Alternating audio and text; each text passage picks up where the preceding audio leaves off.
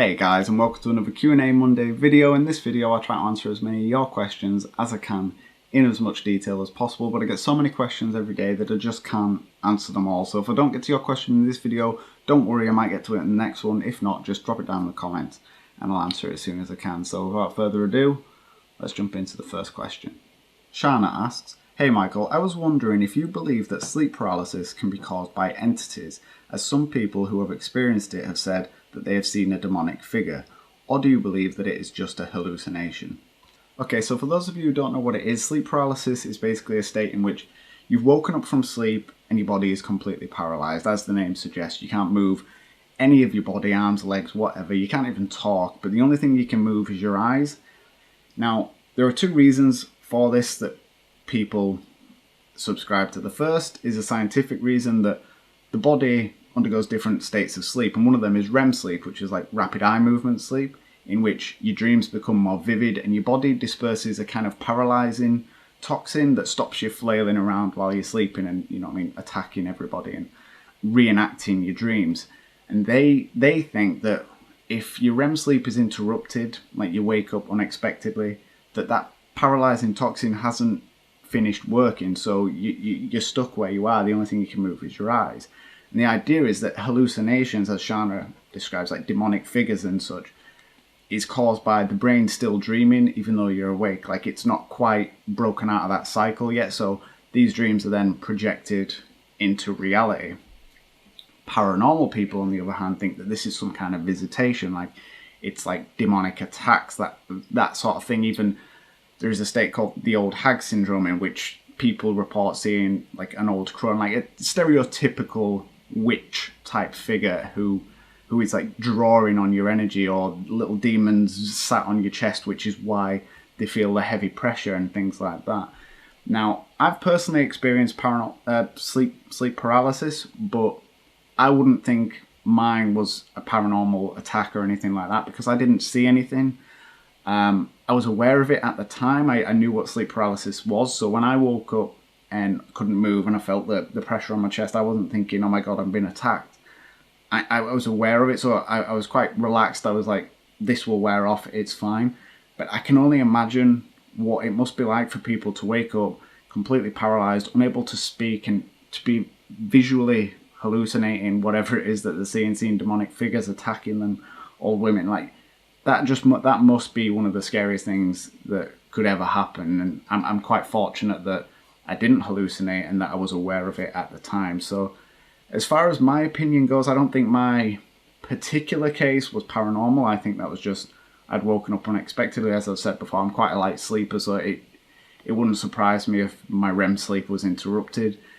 And that doesn't mean I don't necessarily subscribe to the paranormal aspect either. I think it can be both. I think scientists are probably right. Obviously, they've done a lot of research. They know how the body works, and so I can understand that being a perfectly legitimate cause.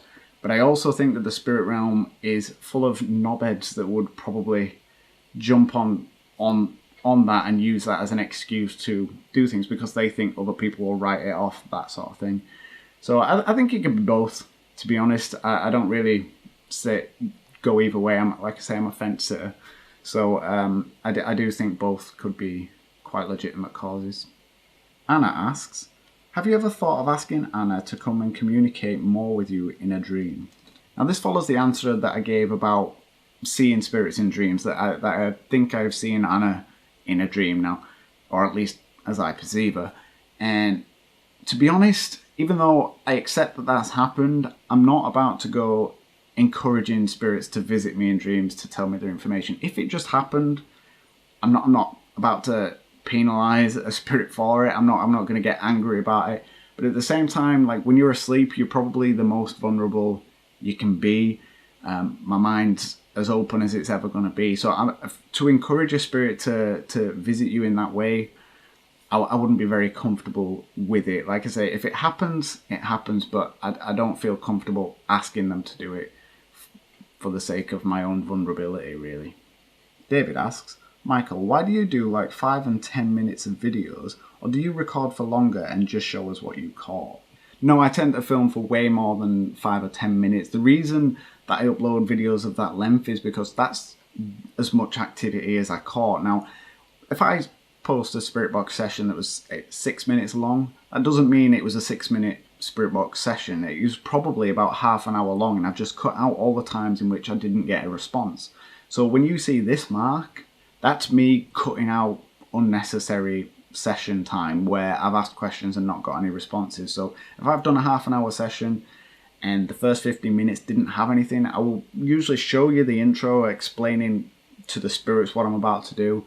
I will cut out the 15 minutes of nothing and then jump to the point in which the responses started coming in, because as much as people sit there and say, we just after hard evidence, we're not here to be entertained, if a video is boring to watch, which watching someone asking questions to an empty room is boring, I don't care what you say. I've watched a lot of investigators that don't do any kind of editing, they don't cut out the rubbish, and you get bored before the end. You just want them to get to the point and show you what they caught.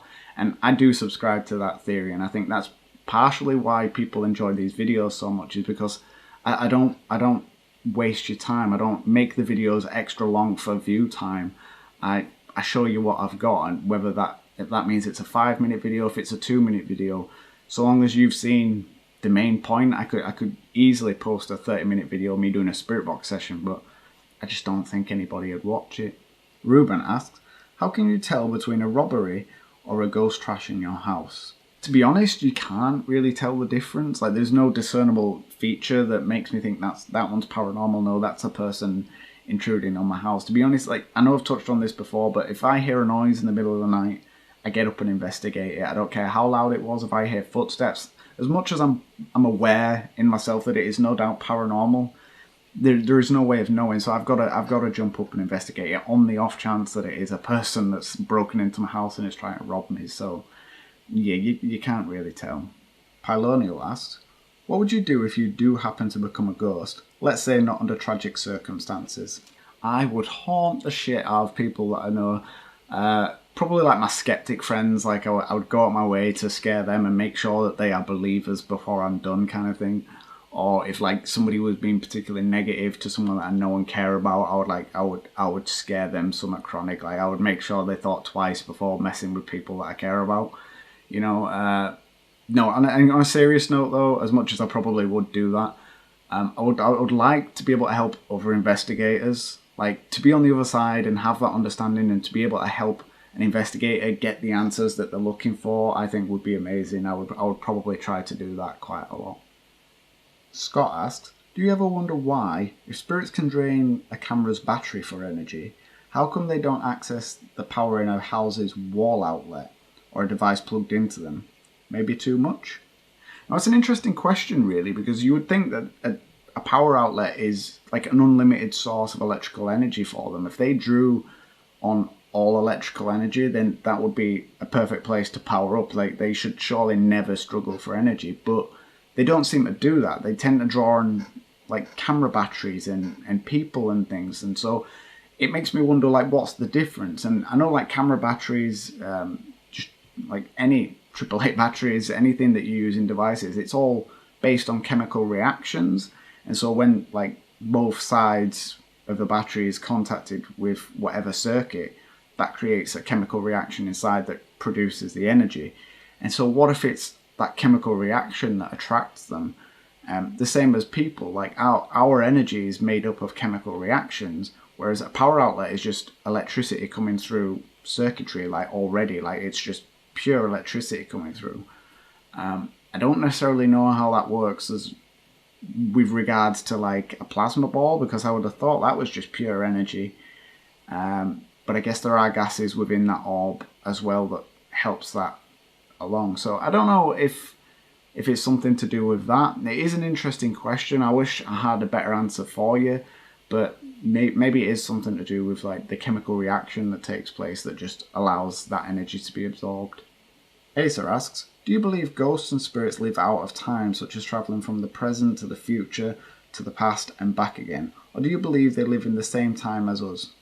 That's another interesting question, really, because I don't think they live outside of time in the respect that they can jump from past to present and future and things like that. I think time works differently for them, but they still experience it in a linear fashion, the same as we do. So, for example, they die, and if they become residual, then time just stops still. Like, they don't experience time at all. Like, for them, even though time has passed, they're stuck in that spot.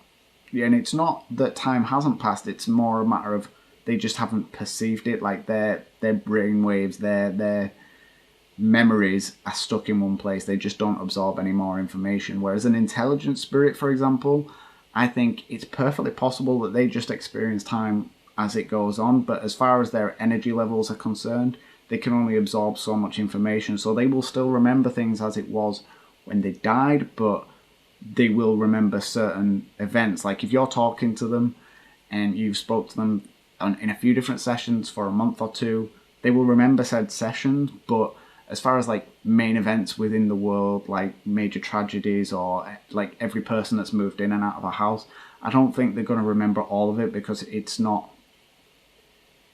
almost like the difference between our long-term memory and short-term memory, I guess. Like, their long-term memory is locked at the point it was at, but their short-term memory is very much what interactions they're having at the time. Maybe. I hope that made sense. I know what I'm trying to say, and I hope that came across clearly. Infinitism TV asks, do you tell the spirits in your home that you are going to film a Q&A so that they don't interrupt anything? Or do you still hear noises during the filming?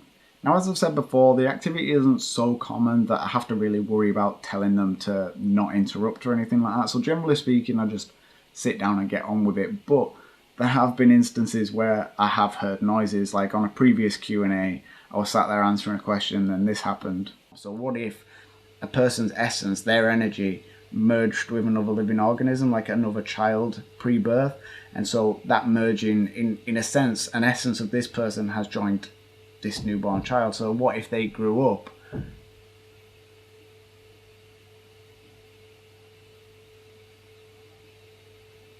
hello?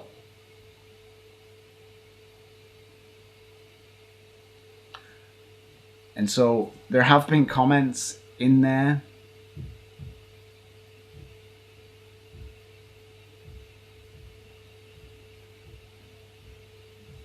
now. What if that person grew up to hold memories from that previous life? Now, and then on another one, before I'd even hit record, I sat down to get ready to film. I switched all my lights on and they all blew the bulbs at the same time, and then when I replaced the bulbs, they just wouldn't work. Like, so activity happens around them, but it's not like so common that I feel the need to tell them not to interrupt or anything like that. Jana asks, why do the lights go on the bottom of the TV behind you? This has happened a few times. Sorry, there is probably a simple explanation. Now, I've included this because I got asked it on almost every single Q&A that I do, and it's not a daft question, but you're right, there is a very simple explanation for it. Basically, Windows is rubbish, and what you're referring to is this bottom half of the screen here. When a little speech bubble pops up in the bottom right hand corner of the screen, the entire start menu flashes up, or the Q&A has a white border and stuff. And what it is it's Windows telling me I need to register something or other, I need to update. It's just reminding me of things, and when that little speech bubble pops up, the entire start menu comes out and the screensaver gets messed with. And so it's not paranormal, it's just a perfectly natural occurrence. El Dinosaurio asks, do you think that spirits, when obtaining energy, can acquire too much, to the point where they can no longer control the energy properly? Now, I've touched on this briefly before when I had an electrical storm, and I thought that there was a lot of noises and things getting moved around, and I thought that that might be something to do with having too much energy. Now, I don't think that like spirits can just keep absorbing energy, like there is no limit and they can acquire too much and they just can't control it and it's kicking off all over. I think it's more a matter of spirits, they do have a limit to how much energy they can hold, just as people do. Like we don't just become electrical beings. Some people are more prone to, say, static, for example, but it doesn't mean that they could just keep absorbing energy and become some kind of superhero. I think it's a matter of experience. And so if a spirit is particularly new to absorbing energy, maybe in absorbing too much for them, it's a perfectly natural amount for other spirits, but because they're not used to having said energy, they can inadvertently move objects or make noises that they wouldn't otherwise have intended to do. So I don't think it's necessarily like they can just keep absorbing it and they just can't control it anymore. I think it's a matter of experience. Texas Jones asks, do you ever feel weird if you're in the bathroom when you're using the toilet or taking a bath/shower? Now, I know I've touched on this before, and as I said before, spirits are generally very respectful. Like, they were people at the end of the day, and if I go into the bathroom, I'm having a shower or whatever, I wouldn't expect a person to walk in, and so I don't expect a spirit to do the same. So generally speaking, I don't really worry about it. And the fact that the house is haunted while I'm here doesn't really play into it. I generally, if I'm in that kind of situation, I just put it out of my mind. Like, and it's quite easy to do that. It's a matter of just, you pretend for that brief moment in time that you are just not haunted, and it's a regular thing. You just don't think about it. And there was an instance the other day where I was in the shower and I was washing my hair, and I think I was shampooing it up, and as I put my hands back, I felt like there was almost another set of fingers there, and like it freaked me out. Obviously, my eyes shot up and I'm looking around like, what the hell? And at the time, I convinced myself I probably, like, you know what I mean, like I just brushed my own fingers, and because my eyes were closed and I was just doing my thing, that I didn't realise, and I just thought it was something else. And that's kind of how I explained that away to myself while, you know what I mean, I finished showering. But that could have been a paranormal occurrence, and as a coping mechanism, I've just sort of ignored that and convinced myself otherwise. And so I think there is an element of that, almost like a denial side of things, where you just pretend it's not a thing while you're in them situations. Olivia asks, do you believe children are more aware of past lives or the spiritual world?